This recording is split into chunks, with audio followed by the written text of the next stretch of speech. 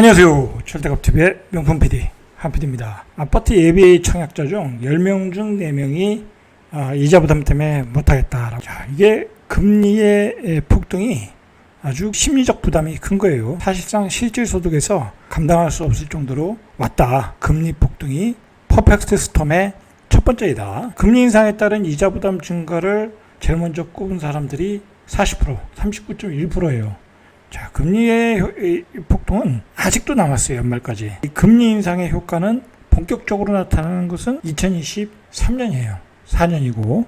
그러니까 집값이 지금 바닥이라고 얘기할 수가 없다라는. 금리 인상의 그 부담이 어디에서 나타났냐면 GTX 호재로 요즘 뜨거운 데가 파주 운정이에요. GTX A 노선이 지금 제일 빨리 공사가 이루어지고 있으니까. 자, 파주 운정에서 본청약에서 50명이 포기를 했다. 자, 이 이유를 따져보니까 역시 이자가 부담되더라는 거예요. GTX A 노선이 있는 파주 운정, 이번에 본청약이 이루어졌던 데는 지금 평가 금액으로 볼 때 한 3억 정도의 프리미엄이 예상되는 곳이에요. 그런데 그곳에서 50명이 포기했다. 이건 사실 엄청난 시장의 심리가 얼마나 다운되어 있나 시장이 알 수 있는 거예요. 더군다나 저번 주에 미국의 그 고용률이 지금 경기 침체면 안 좋게 나와야 되잖아요. 좋게 나온 거야. 금리를 인하할 여지가 없어진, 금리를 인상할 여지가 더 많아졌다. 9월 달에 자이언트 스텝은 기본이고 지금 빅 스텝도 해야 되는 상황이 아닌가라고 지금 고민을 하고 있다라는 거예요, 지금. 자, 그리고 지금 미국 시장이 계속 반등을 하고 있잖아요. 오늘도 좀 뭐 폭등을 하고 있는 것 같은데, 자, 미국이 이렇게 반등한다고 할 때는 이건 문제가 있는 거예요. 문제가. 자, 이렇게 폭등하면 결국은 인플레이션이 일어나는 거고 자본시장의 유동성이 커지는 거니까. 자, 그렇게 되면 미 연준은 금리를 더 올릴 수밖에 없어요. 자, 요즘 전세가 왜 안 나가냐? 전세 대출 금리가 부담스럽다는 거야. 지금 금리가 시장을 강하게 누르고 있다. 그런데 앞으로 올라갈 금리는 더 남아있다. 자, 이게 심각한 부분이죠. 자, 그런데다가 또 지금 시장의 큰 문제가 뭐냐면 역전세예요. 집값이 떨어지니까 그동안 그 시세의 80%, 90%의 전세 들어가신 분들이 있거든요. 이게 지금 사회 문제가 되고 있어. 자, 이게 지방에서는 역전세 현상이 예전에도 있었고 뭐 계속 있었는데 이게 지금 서울에서 크게 일어난다는 게 문제야. 빌라촌에서. 뭐 아파트에서는 잘 일어나진 않아요. 지금 빌라촌에서 일어나고 있다. 지금 수천억의 국고가 손실되고 있다라는 거야. 자, 그런데다가 요즘 유행하는 게 뭐냐면 투기꾼들 사이에서 유행하는 게 뭐냐면 풀피 무피 투자야. 그동안 이 부동산 시장이 호황일 때 돈을 못 번 사람들이 있잖아. 자본이 없어가지고 못 번 사람들이 하고자 하는 게 풀피 무피 투자야. 그러니까 내가 7천만 원에 사서 8천만 원에 세를 놓는 거야. 그게 풀피 투자예요. 7천만 원에 샀는데 8천만 원에 세를 놓으면 1,000만 원을 내가 먹는 거잖아. 자, 그런 식으로 지금 풀피 투자가 유행이다. 자, 그게 빌라촌, 오피스텔에서 많이 이루어지고 있다. 자, 이거 지금 굉장한 사회 문제가 되기 때문에 윤석열 정부에서 특별 감찰부를 만들어서 지역마다 지금 이거에 대한 접수를 받고 있어요. 자, 그 정도로 사회 문제가 되고 있다. 그런데 문제는 이러한 그 전세 사기가 이루어지도록 그 허그의 안심 대출이라는 게 있는데 이 사기꾼들이 이 정부가 만들어 놓은 이 또 법을 이용했다라는 거야. 이 법이라는 게 이렇게 허술하다는 거야, 이게. 자, 그런데 지금 이제 이 지난달에 그 못 돌려받은 돈이 872억 원. 사상 최대라, 역대 최대라는 거야. 자, 정부의 법이 사기를 못 따라가고 있다. 자, 지금 정부에서 이거 지금 계속 법을 개정하려고 그러거든요. 그 못된 임대인들을 이름을 이제 밝혀야 된다. 뭐 그런 법들이 있잖아요. 그리고 공인중개사가 그 권리를 확인할 수 있는 여러 가지 권리상의 문제를 확인할 수 있는. 근데 이런 게 지금 전혀 이루어지지 않고 있어요. 정부의 법이 따라가지 못하고 있다. 사기꾼의 속도를 따라가지 못하고 있다. 이거 문제예요. 자, 지금 이런 게 다 뭐냐? 집값이 하락하기 때문에 나타나는 현상이에요. 집값이 올라가면 역전세라는 게 나올 일이 없죠. 자, 2중, 3중 시장이 지금 굉장히 힘들어하고 있다. 자, 전세 사기가 폭증하고 있다. 자, 사고액이 2016년도에 34억 원, 2017년도에 74억 원, 2배로 늘어났네요. 2018년에는 10배로 늘어났어. 792억 원. 자, 이게 집값이 계속 올라갈수록 이제 역전세 현상이 많이 나타나는 거예요. 2019년에는 3,442억. 자, 지금 계속 10배로 늘어났고 이제 5배로 늘어났네요. 자, 그러다가 2020년에 4,682억 원. 자, 지난해 2021년대 5,700. 자, 올해 상반기 1월부터 6월까지 3,400. 그러니까 올해는 7천억이네요. 계속 늘어나요. 이거 그냥 놔두면 어떻게 되겠어요? 내년엔 1조가 늘어나요. 1조가 국고에서 날아가는 거야. 사기꾼들이 1조를 가져가는 거예요. 자, 이거 큰 문제예요. 큰 문제. 이 두 번째가 이 퍼펙트 스톰의 두 번째가 전세 사기예요. 전세 사기. 자, 세 번째가 뭐냐? 이 시장의 가격을 폭락시킬 수 있는 시장의 아파트 가격을 폭락시킬 수 있는 세 번째는 바로 이제 내일 발표하는 그 250만 가구 이상의 주택 공급을 위한 로드맵이다. 자, 이번 공급 로드맵은 주택 유형별, 시기, 입지별 자세하게 발표하겠다는 거예요. 자세하게. 좌파 정부처럼 실현 가능성 없는 얘기를 하지 않겠다라는 거야. 자세하게 세부 공급 계획을 담은 청사진을 내놓겠다. 자, 입지별이라는 얘기 나왔으니까 내일 정도면은 이제 전국에 있는 어떤 그 지역에서 구체적으로 어디에다 아파트를 지을 것인가 나오겠죠. 자, 이런 게 나오면은 이제 분양가 가격도 나올 가능성이 있거든요. 이제 분양가 상한제도 적용할 수 있고. 자, 이런 게 나오면은 주택 시장의 구매 심리, 구축에 대한 구매 심리가 팍 죽어요. 자, 그러면 어떻게 되겠어요? 사람들이 구축을 안 사. 분양받으면 되는데. 뭐 지금 분양받는 게 예전보다 쉬워졌잖아요. 예비당첨자까지 오잖아요. 그러니까 굳이 구축을 안 사. 자, 이제 구축은 폭락을 할 수 있다라는 게 폭락. 자, 이게 뭐와 유사하냐면 2008년도에 이명박 정부가 들었을 때 보금자리 주택. 자, 그거 내놓고서 시장이 완전히 작살났어요. 구축 시장이 완전히 작살났어요. 집값을 반값에 분양을 하겠다니까 누가 그 비싼 구축을 사겠냐고. 자, 그래서 민간 분양도 잘 안 됐어. 자, 오직 사전 청약이면 다 몰렸죠. 자, 이런 게 내일 발표 후에 나타날 수 있다. 이게 퍼펙트 스톰의 세 번째. 제가 계속 얘기했잖아요. 결국은 이게 이제 현실화다. 내일 발표할 그 핵심 고밀도 개발과 컴팩트 시티. 자, 이 두 가지예요. 결국은 고밀도 개발은 결국은 이제 서울의 도심과 신도시의 역세권.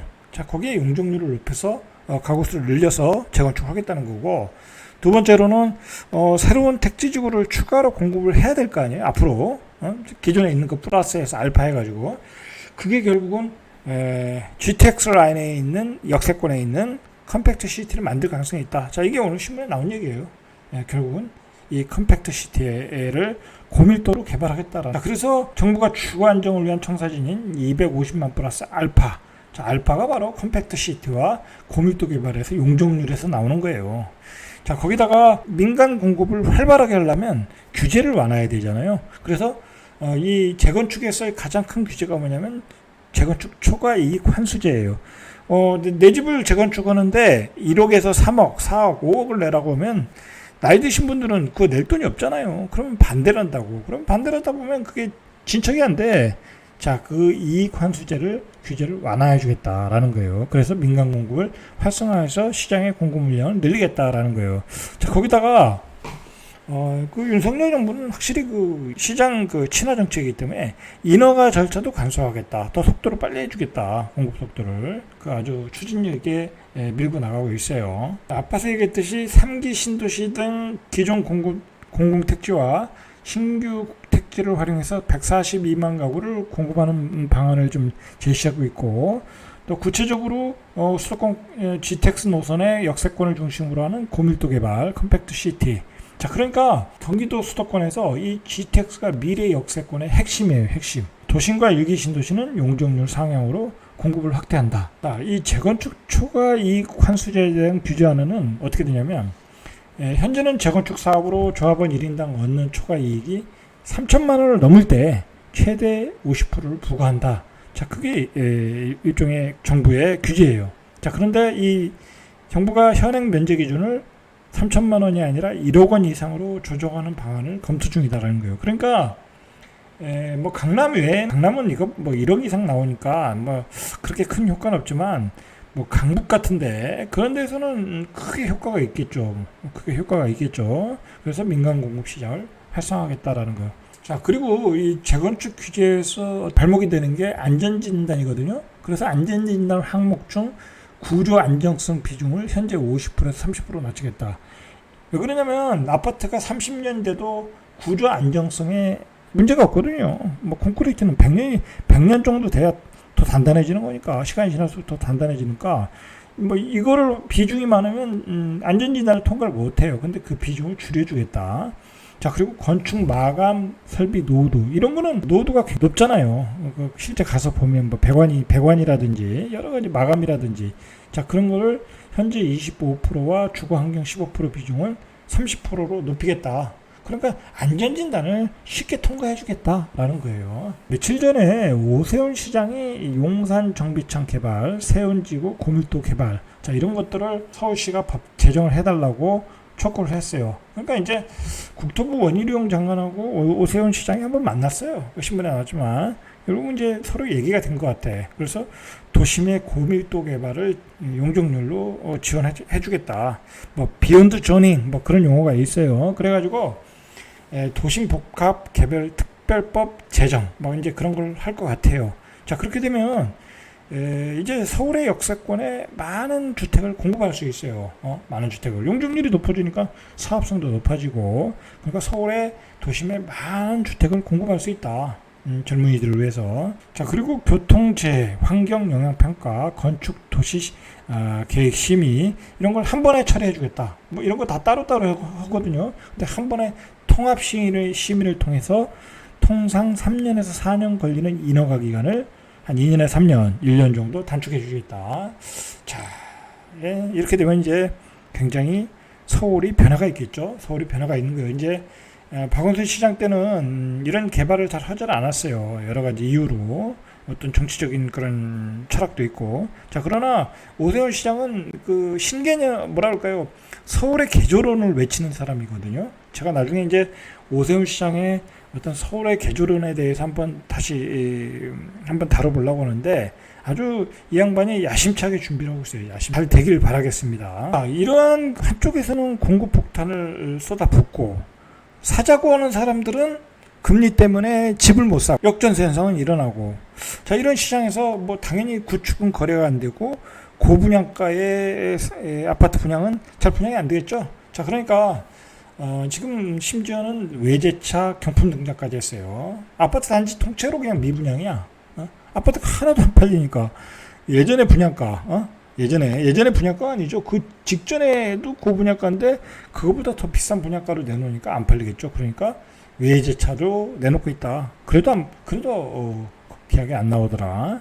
자, 그리고 수도권도 거래 절벽.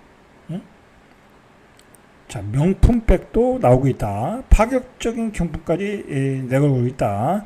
자, 그런데도 수도권 미분양만 해도 3배가 늘었다. 이거 불과 몇 달 전에 상상도 못한 얘기예요. 자, 이제 내년에 강남도 미분양 나는 거.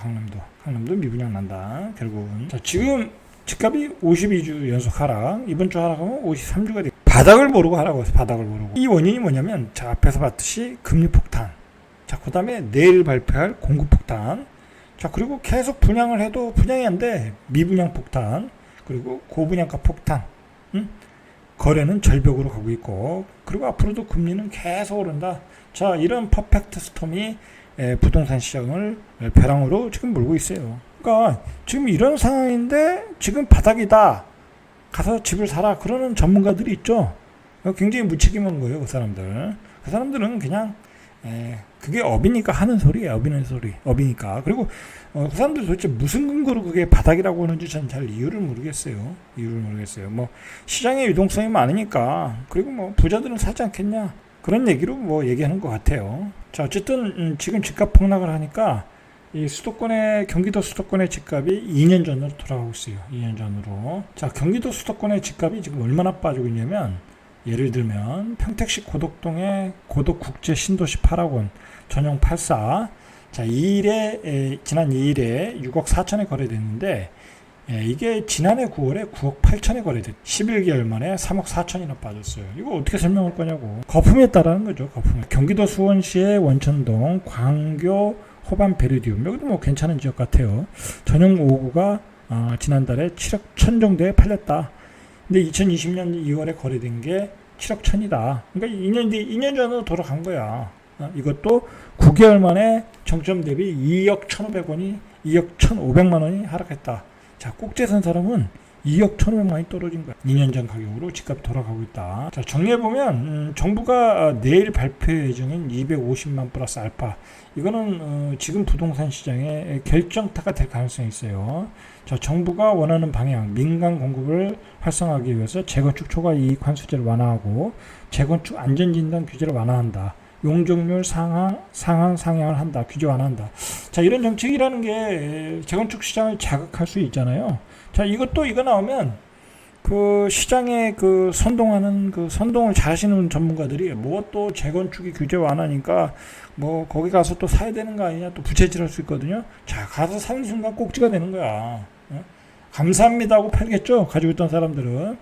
이것 때문에 시장이 잠깐 들썩할 수 있을지 몰라도 뭐 들썩거릴 가능성도 별로 없어요. 제가 보기에 가서 사시면 안 되는 거야. 그냥 꼭지 가서 꼭지에 또 받아주는 거야. 그 선동하는 사람들의 선동질에 섞지 마시란 얘기예요.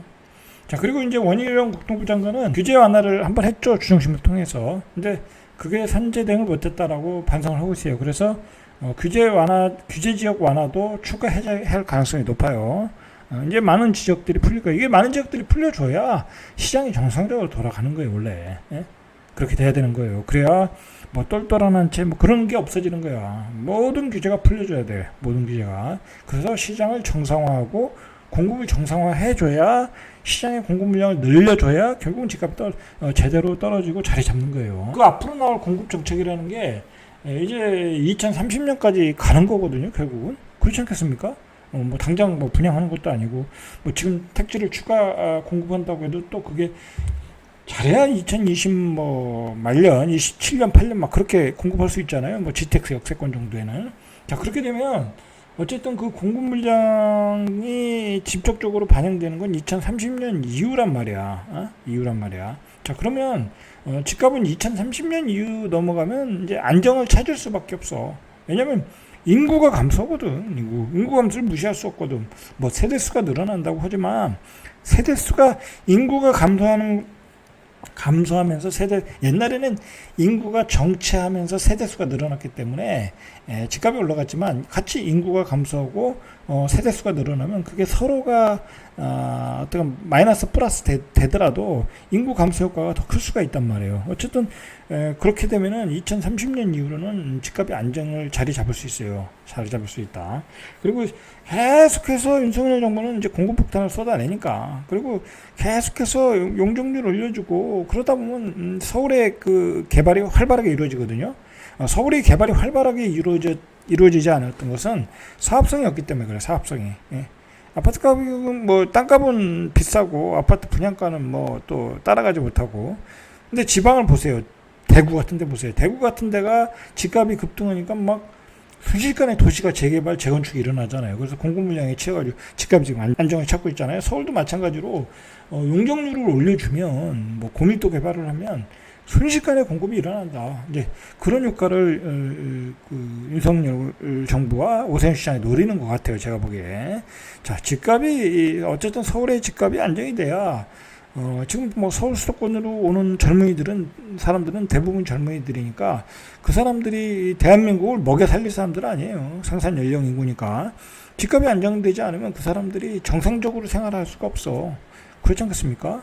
뭐 집을 살 수 있을 정도의 가격이어야 일할 수 있는 의욕이 나는 거죠. 집값이 안정돼야 대한민국이 정상적으로 돌아가는 거야.